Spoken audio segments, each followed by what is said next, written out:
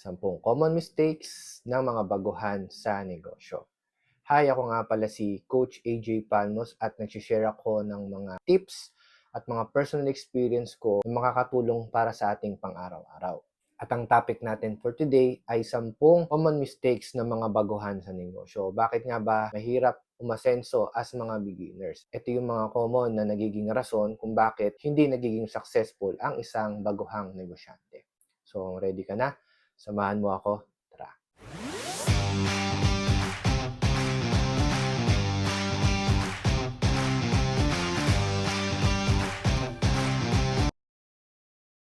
Unang-una, yung tinatawag nating short-term mindset. So, ang mga negosyante, especially mga baguhan, dapat naglalagay na tayo ng mga goals natin. Meron tayong short-term, mid-term, at long-term goals.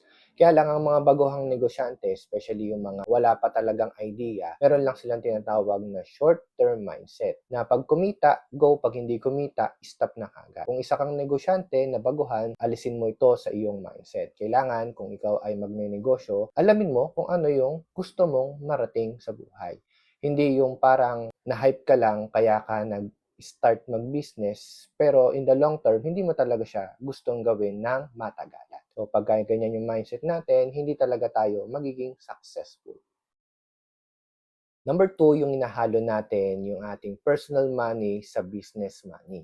Alam niyo po, as entrepreneur, importante po na nakaseparate po ang ating pera personal at yung pera sa ating negosyo. Like for example, may isang salon or parlor. No? Kunwari, ikaw yung may-ari ng parlor at ikaw yung nagiging cashier ng parlor na to. Meron kang mga tauhan. Importante po na ikaw mismo, dahil ikaw yung may-ari ng kumpanya mo o may-ari ng negosyo mo, importante na pinapasahod mo pa rin ang sarili mo doon sa negosyo. Hindi po pwede na dahil ikaw naman yung may-ari, hindi mo nasasahuran yung sarili mo. Kasi hindi mo malalaman kung kumikita ba talaga ang negosyo mo o break even lang. Kung ikaw ay isang bagong entrepreneur, dapat marunong kang mag-manage ng perang personal at pera pang negosyo. Halimbawa naman, meron ka namang sari-sari store. Kung ikaw ay may sari-sari store, importante na hindi mo isasama yung budget mo pang araw-araw at doon sa budget ng negosyo mo. So kung ikaw ay may kukunin sa tindahan mo, bibili ka rin sa iyong tindahan. Hindi yung kada may pangangailangan, huhugutin dito, kukurutin dito, yung mga pangangailangan mo sa bahay, mauuwi po yan na wala po kayong kikitain para lang po kayong naglalaro ng bahay-bahayan. So kung kayo po ay nagnenegosyo, ihiwalay mo yung personal na pera mo at ihiwalay mo rin po yung business money mo sa iyong negosyo. From that, malalaman mo kung kumikita ka ba talaga o naglalaro ka lang ng parang bahay-bahayan. Number 3 is sobrang baba ng presyo. Alam ko sa market ngayon, especially sa online, talagang labanan ang pababaan ng presyo. Kaya lang, kamusta naman ang kita mo? Alam niyo po, hindi lahat ng mababa ang presyo ay kumikita. Lalo-lalo na kung marami ka pong kakopetisyon. Ang bantayan mo palagi is ano ba yung pinoprovide mong service or product sa mga customer mo na dapat parehas win-win situation po kayo. Kung magma-market ka ng isang product, make sure mo na meron kang kita at hindi rin naman too expensive yung produktong binebenta mo. Kasi ima-match nyo po yan doon sa target market mo. Sino ba yung market mo? Mayaman ba o mahirap? Target market mo ba ay may pera o yung saktuhan lang? So, kung ano yung produkto mo, ima-match mo po doon sa budget ng magiging customer mo. With that, hindi ka po malulugi sa iyong negosyo. Kailangan lang tama ang presyo at pares kayong panalo ng customer mo.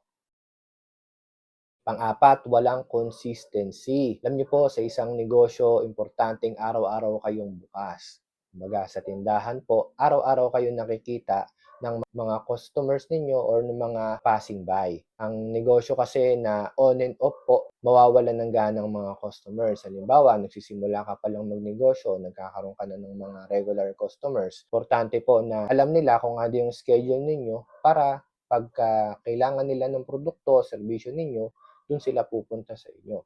Pero kung gagawin mo lang na para po kayong naglalaro on and off ang inyong negosyo, sayang naman po ang inyong sinimulan. Common mistakes po ng mga baguhang negosyante yung inconsistency sa negosyo. Kung kayo nagbebenta ng pagkain, make sure ninyo araw-araw kayong nagbebenta ng pagkain. May benta man o wala, at least araw-araw. Dahil importante po na minamarket ninyo yung sarili ninyo at minamarket din po ninyo yung produkto at serbisyo na pinoprovide ninyo sa mga customers. Number 5, hindi marunong makinig sa customer feedback. Yan, napakalaking mistakes po ito ng ibang mga negosyante. Yung may mga pride kaagad, no? Nagtayo ng negosyo, tapos nabigyan ng bad feedback, nagagalit, so hindi ho tayo lalago niyan. Alam niyo po ba, ang feedback ay kasama po yan sa negosyo natin.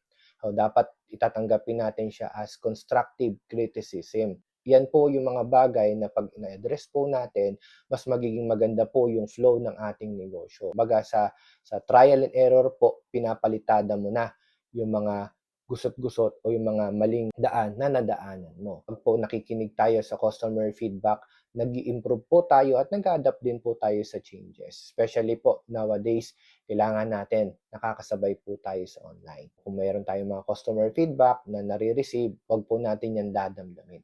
Gawin po natin yan ay maging positive criticism. Pagka ginawa mo siyang magandang feedback at in-apply nyo po yung pwede mong matutunan dito, lalago po ang ating mga negosyo. Number 6, nagnenegosyo lang dahil uso. Ito po, meron po yung tinatawag na mga occasional entrepreneur.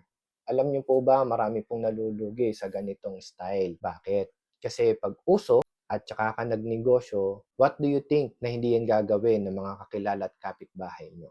Importante po na hindi lang yan on and off or hindi lang yan seasonal business. Kailangan kung meron kang negosyo, hanap ka nung winning products mo. Hindi yung dahil gusto mo lang sumabay sa hype, tsaka ka lang magninegosyo. Pwede po yan, halimbawa mga Mother's Day, Father's Day, mga All Saints Day, ang negosyo mo, bulaklak. Pwede po yan. Yan po yung tinatawag nating mga seasonal business. Pero hindi po yan long term. Baga kikita ka ng konti, kaya lang afterwards, wala na. So tapos na. O wag tayong maging seasonal entrepreneur. Mas maganda po maging fix yung business natin at pang long term. Number 7 is yung masyadong emosyonal sa negosyo. Ito yung mga klase ng tao na pag nabigyan ng feedback, especially ng mga kamag-anak, nagagalit sila agad. May mga tao talagang susuporta sa atin at may mga tao talagang hindi susuporta sa atin. Huwag kayo agad maging parang balat sibuyas. Kung meron pong mag-feedback sa inyo, pasok nyo po sa tenga, labas nyo po sa kabila. Especially kung yan po ay mga negative feedback sa atin na sasabihin sa atin, hindi tayo aasenso dito, pansamantala lang yan, hype-hype lang yan. Huwag kayo basta-basta naniniwala sa ganyan. Mas maniwala po kayo doon sa mga totoong taong nagnenegosyo.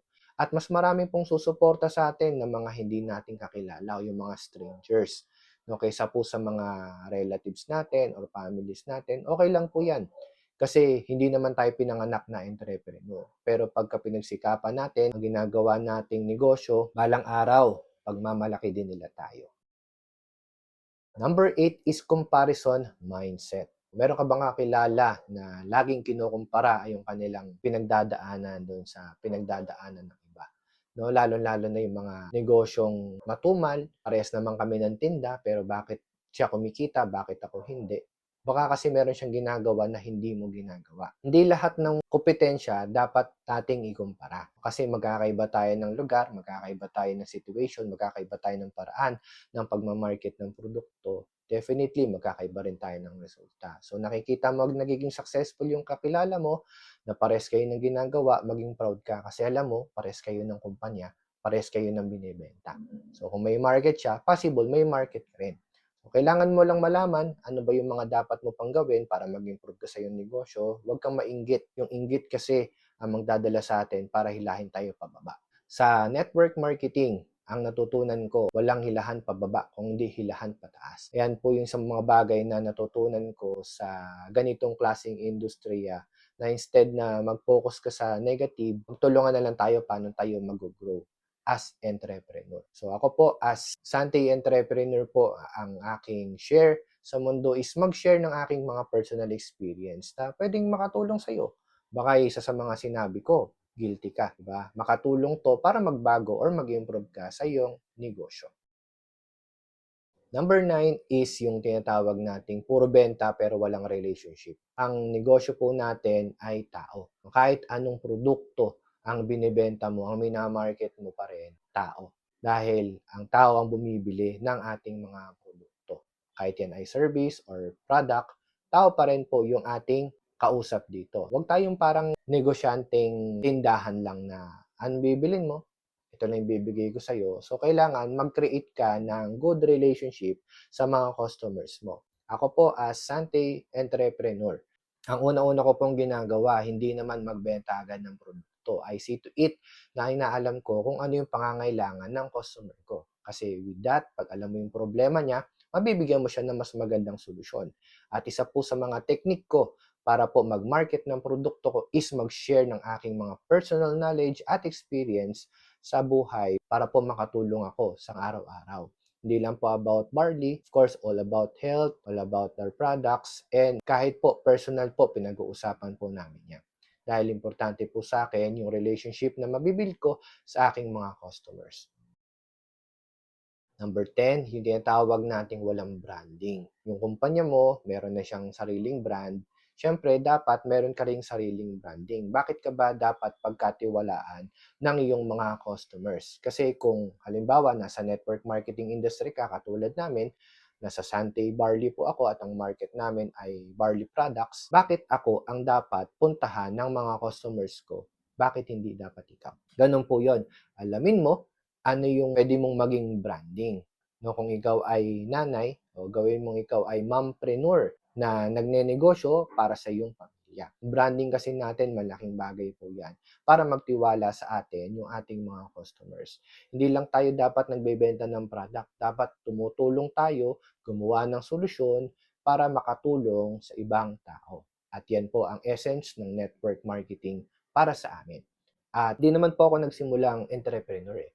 Nag-start po ako dati as empleyado rin. Pero nakita ko kasi yung industry na to na maganda yung kultura at maganda po yung nagiging changes sa buhay ko. Kaya po yung mga natututunan ko, tinutulong ko lang din po sa ibang tao.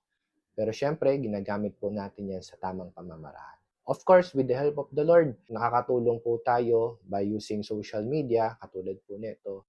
Thankful na rin po ako kasi may mga nanonood at nagtitiwala po sa atin palagi dito sa Sante. Maraming salamat po sa inyong panonood. Sana po nakatulong itong 10 common mistakes ng mga baguhan sa negosyo. Sana maiwasan niyo po ito as mga new entrepreneurs. Kung bago ka pa lang, mas maganda po, I do suggest na humanap po kayo ng mga tamang mentor para gumabay po sa inyo at matulungan po kayo sa inyong paglago sa mga ganitong negosyo. Maraming salamat po. My name is Coach AJ Palmos. Kita-kita po ulit tayo sa susunod kong video. Bye-bye!